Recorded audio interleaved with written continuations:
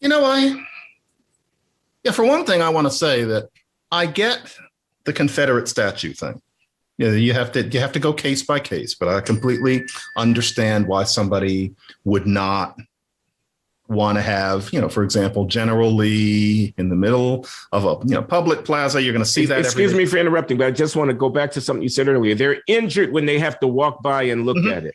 Is it real? Is that injury real, or are they faking? Are they performing being hurt? Are they overly fragile? Or is it really injurious to have to look at Robert E. Lee every day if you're a Black person in 2021? And in this case, injurious, no. But it's kind of lousy to have somebody there whose most significant achievement was to battle for your own enslavement. I can see a conversation where that statue gets put in a museum or something like that.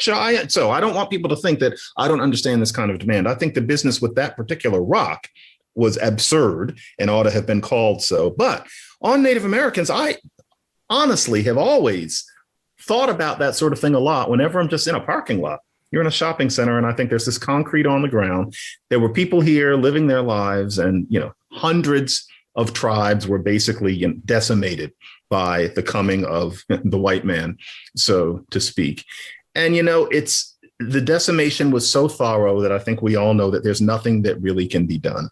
It happened. It was a tragedy. It's centuries later. We're here, and we just have to deal. We can't give the land back. There are very few people even remaining to give the land back to. It's impossible. But with Columbus, honestly, I get that because you have to, this gets into Rousseau.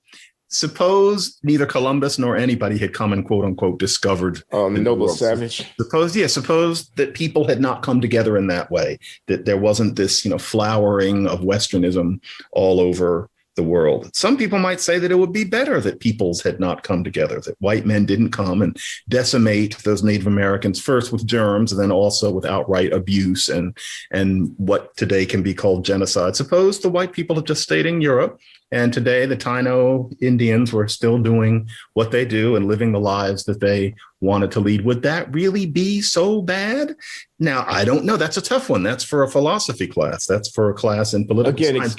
Excuse me injecting, but the Blacks would have stayed in Africa. Would that really be so bad? Would it have? To tell you the truth, and I'm not saying yes, I'm not saying no. I got better sense to answer that question. Imperfect societies, but some people would say it'd be better if, no Africans had been taken as slaves, in which case there would be these not literate, but thriving civilizations in Africa untouched by the evil of the white man. You can talk about it. But as far as Columbus, Glenn, to tell you the truth, I'm not an expert, but I've never heard much good about him. He came, he was not just racist, but even a little more racist than many people of his time. He had no pity for the Native Americans there. He did not come with a good heart. I am not aware that he was an extraordinary person. He was first. He got here first, but if he hadn't done it, somebody else would have. I don't think he was a very good man. He just happened to be first. I can sympathize with how Italian Americans might feel, but I can see a conversation where you say that Cristoforo Colombo is not celebrated as an individual because he was really mean. Woodrow Wilson was mean too, but Christopher Columbus was the same thing. His whole life, what else was there? What was good about him? I'm not sure there was much of anything. He was just this, kind of proto-capitalist who wanted to make his fortune and was a little more persistent about getting across the ocean than some other people had been, and also lucky. Was he a hero? Maybe he wasn't, I don't know anything about him, to be honest with you.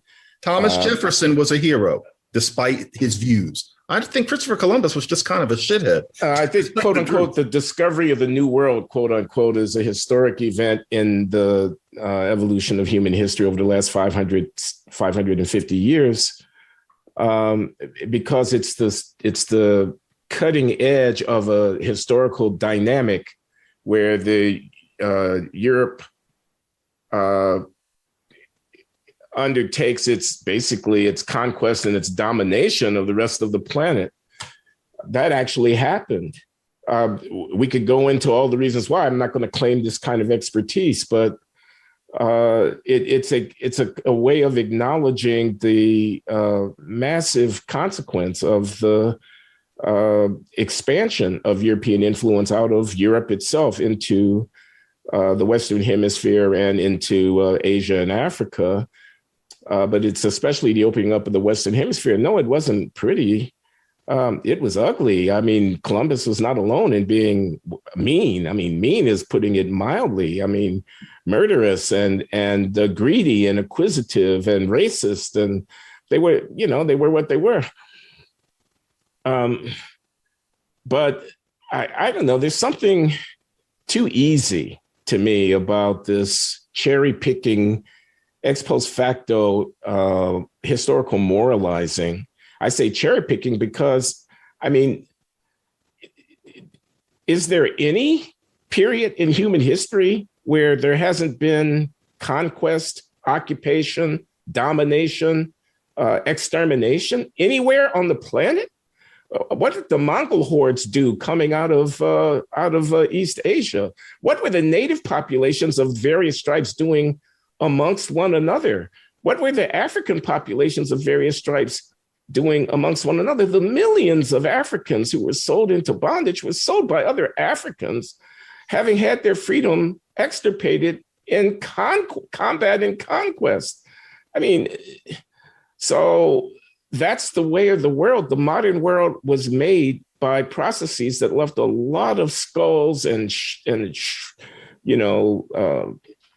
shriveled bodies and starvation and butchery and whatnot. So I don't know. It's just too easy. And I find this question of the counterfactual, suppose they hadn't done it, then what? To be fascinating. What would the average life expectancy of the people descended from these dominated populations be, but for, the encounter with the modern world? I don't know. I hesitate here because my knowledge base is not rich enough to support any confident kind of claims. But I just find this kind of picking and choosing out of history, the good guys and the bad guys, and labeling people on the basis of that as just way too easy, way too simplistic. Yeah, there's a factoid that I think got out there, and I think Roots had a lot to do with it, and that is a very dated reference now. I've noticed that you can't talk about Roots with students today because it was too long ago. But, wasn't that long ago. And I remember, watching it on TV when I was 10, and my mother made me read the book. It was very much a meme for about 15 or 20 years after 1976. And when I think about, the nature of people and the idea that white people are devils, that there's something uniquely rapacious about white people, the meme that I always think of is that in Roots, Kunta Kinte is depicted as, I think he's going out for a walk and he gets caught by slavers. So the idea is that white people are walking around with nooses and lassos and catching black people. And even at the time, I remember thinking, how many people could they have caught like that? I remember thinking, if you need to have these, hundreds of people on some plantations, depending on where you're going, wouldn't Africans near the coast have just stopped going for walks or kind of move further inland? How many people are you going to catch that way? And so it made for good drama, but I think is now pretty generally accepted. Alex Haley made most of that stuff up. I mean, it was a grand tale, but yeah, he wasn't even related to Kunta Kinte. Kunta Kinte, it's a whole story. He made that stuff up. As you just said, slaves were sold into slavery by other Africans. They didn't think of themselves as all Africans in contrast to white people. They thought of themselves as themselves and the other people as no good. That is unfortunately human nature, and it doesn't change just because everybody's brown. And what it means is that slaves were sold because, Africans were fighting among one another. And what you did with the people you captured was you sold them to the whites in order to get some, gold or whatever they were giving back.